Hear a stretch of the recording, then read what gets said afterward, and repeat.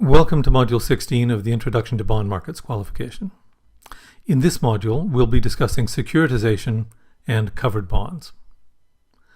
By the end of the module, you should be able to define and give examples of securitization, list motives for securitization, explain how a securitization is structured, and explain how credit risk is transferred and managed in a securitization.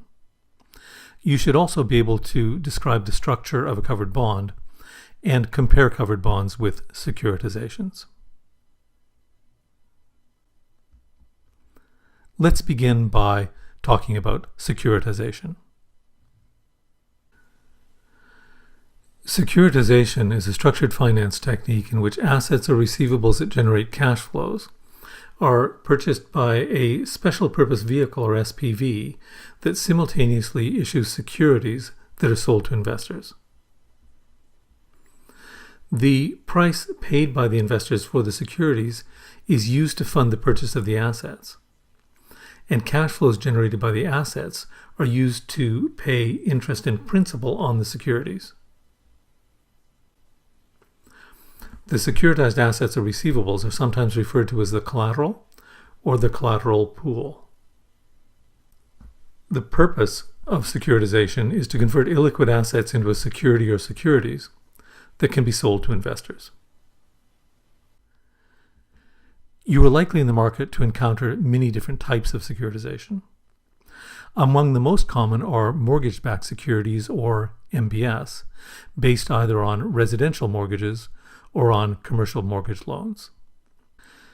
These may be either private securitizations or, in some cases, securitizations by government-sponsored enterprises, such as the mortgage agencies in the U.S., Fannie Mae, Freddie Mac, and Ginnie Mae.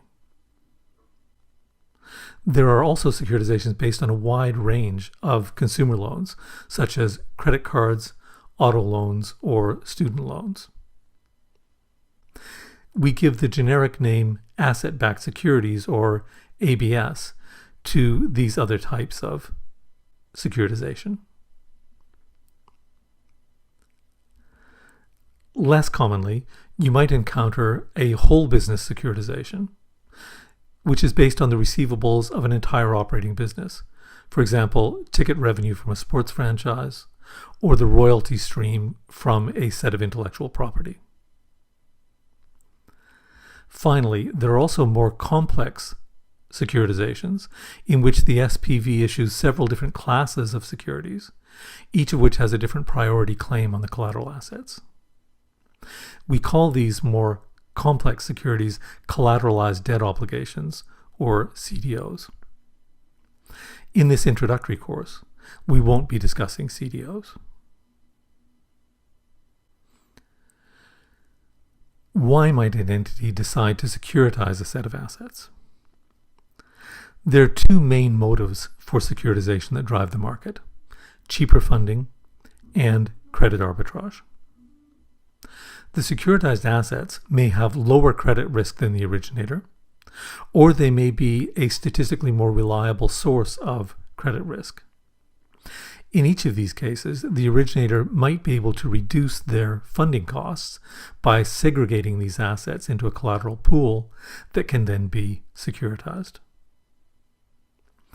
Because securitization is in part about creating liquid securities on the basis of less liquid collateral assets, it may also be the case that the originator or manager of a securitization can extract some profit by demanding from investors in the securitization a premium for granting them access to a pool of collateral or credit risk to which they would not normally have access, such as, for example, mortgage loans, consumer loans, auto loans, and so on.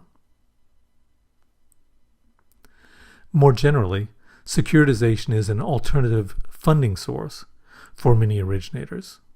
For example, a bank that creates mortgage loans may use securitization as a means of funding those loans as an alternative to more traditional funding sources such as deposits from customers.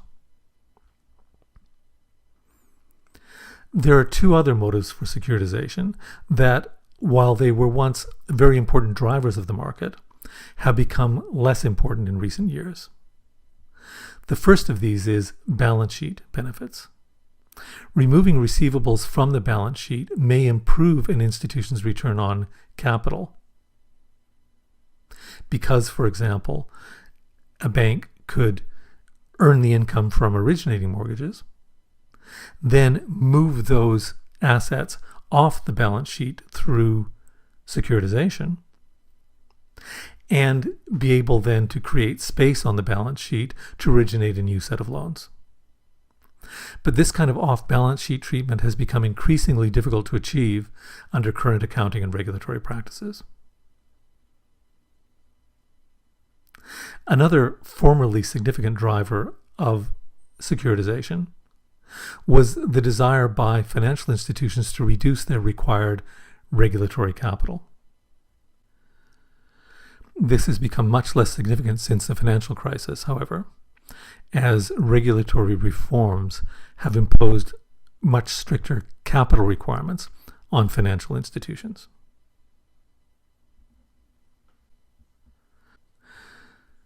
So let's take a closer look at how a securitization might be structured. We begin with the originator. This might be, for example, a bank that has created mortgage loans that it wishes to securitize. The originator earns receipts from its operating business, and some of those receipts come from the set of assets, for example, the mortgage loans, that are to be securitized. Those assets that are to be securitized, of course, generate income, for example, the interest payments and principal repayments on the mortgage loans.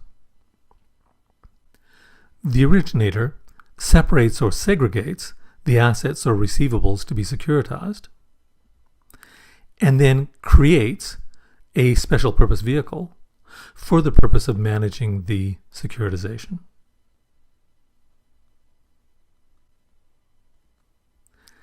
The originator then transfers the rights to the receivables to the SPV in exchange for the purchase price.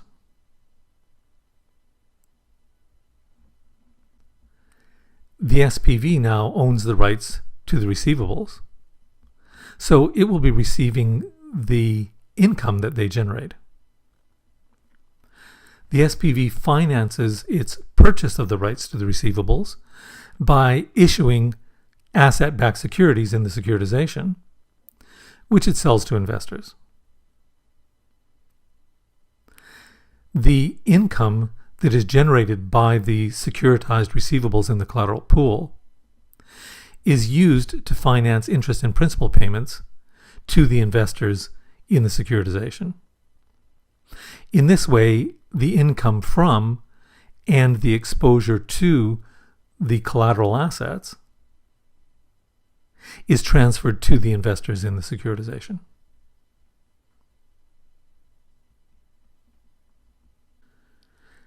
Now that we've seen how securitization is structured, we can take a closer look at how credit risk is transferred and managed in securitizations. As we've seen, securitization often involves a true sale of the underlying receivables, or the collateral, to the SPV. It's very important that the SPV be established in such a way as to ensure that it is both insolvency remote, that is, that it is unlikely to be subject to insolvency proceedings, and that in any event it will be unaffected by the insolvency of the originator, and that it is treated separately from the originator, for example, in the case of any insolvency proceedings. These steps are necessary to protect the investors in the asset-backed securities from any claims that might be made by creditors of the originator should the originator become insolvent. Our objective is to create a structure in which the investors in the securitization are exposed only to the risk that is in the collateral pool and not to other risks that might be associated with the originator. In some cases, The economic interest in the receivables may be transferred to the SPV through a sub-participation rather than a true sale, or the originator may place the receivables in a trust with the SPV as the beneficiary. It's very common for additional steps to be taken to enhance the credit quality of the securitization. For example, there might be some degree of over-collateralization. That is, the total value of the collateral assets that's held by the SPV may be greater than the nominal value of the asset-backed securities that it issues.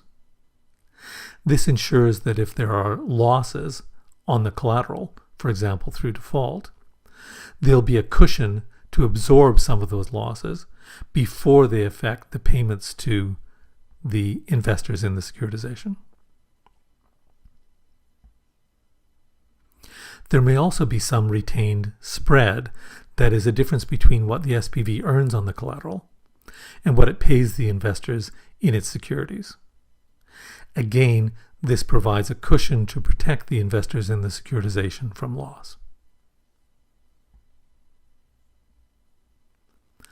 It was once common for securitizations to rely as well on external insurance provided by specialist bond insurers. But this so-called monoline insurance industry suffered severe damage during the financial crisis, and reliance on external insurers is now much less common. Finally, the SPV can enhance the credit quality of some of the securities that it issues by creating other securities within the same securitization that are linked to the same collateral pool but are subordinated to them. This so-called tranching is what underlies the creation of the collateralized debt obligations, or CDOs, that we described briefly earlier in the module.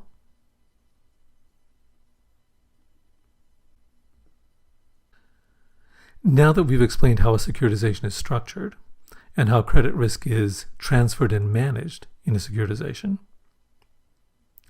we should also look briefly at how securitization compares with covered bonds. Covered bonds are debt instruments issued or in some cases sponsored by a financial institution and secured by a priority claim on a specified pool of high-quality collateral, typically mortgage loans or public sector loans. Investors in covered bonds have dual recourse in the event of insolvency against both the issuer of the covered bonds and against the collateral pool that covers the bonds. So the key differences between covered bonds and securitization are the following. First, the assets in the cover pool in a covered bond typically remain on the issuer's balance sheet rather than being transferred in a true sale to an SPV as in a securitization. Secondly, the cover pool in a covered bond is dynamic rather than static. That is, it changes over time. It is possible to have securitizations with dynamic collateral pools, but many of the examples that we discussed earlier involve static collateral pools. Thirdly, the principal and interest on a covered bond are paid from the issuer's general business receipts, rather than from the cash flows generated specifically by the cover pool. And fourthly, and most critically, investors in covered bonds have recourse against both the issuer and the cover pool, whereas in securitization, they only have a claim on the collateral pool. This is almost certainly the key difference between covered bonds and securitization. Finally, in the event of bankruptcy or insolvency of the issuer or sponsor bank, covered bonds do not accelerate. That is, they do not become immediately payable in full. And the bonds and their collateral assets are treated separately from the issuer's post-bankruptcy procedure.